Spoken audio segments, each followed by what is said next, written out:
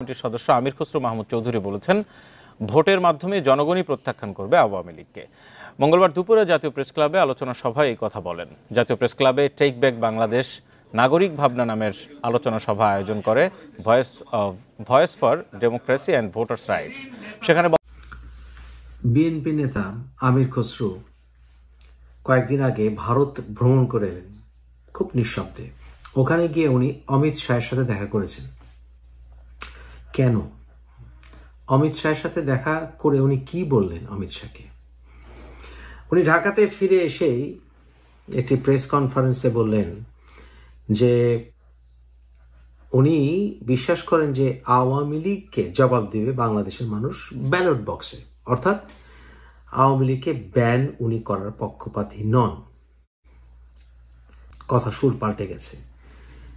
Main কারণ হচ্ছে BNP Amit শাহকে জানালেন যে আওয়ামী লীগকে আমরা রাজনীতি করতে দেব, তবে আমরা ক্ষমতায় আসব এবার।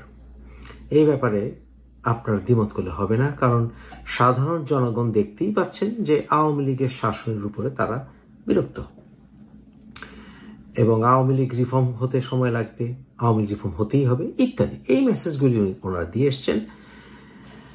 এবং অপরদিকে অমিত শাহ এবং নরেন্দ্র মোদী দেখছেন যে বর্তমানে সমন্বয়কারীরা তারা জোরে সরে লেগেছে ছাত্রলীগের পরে আওয়ামী লীগকে নিষিদ্ধ করে দেওয়ার জন্য, অথবা আওয়ামী লীগকে রাজনীতি থেকে দূরে রাখার জন্য, যতক্ষণ পর্যন্ত আওয়ামী লীগের বিচার না হচ্ছে জুলাই আগস্টের জন্য। এটা কিন্তু ভারত চায় না। তাহলে বিএনপি কিন্তু ভারতের কাছে এখন একটি শক্তিশালী অপশন। ডোনাল্ড ট্রাম্প উনি ক্ষমতায় আসছেন এবং উনি ক্ষমতায় এসেই ভারতের সঙ্গে বন্ধুত্ব সুদৃঢ় করবেন, এবং নরেন্দ্র মোদী সরকার চাইবে শেখ হাসিনার বিষয়টি একটি সমাধান হোক।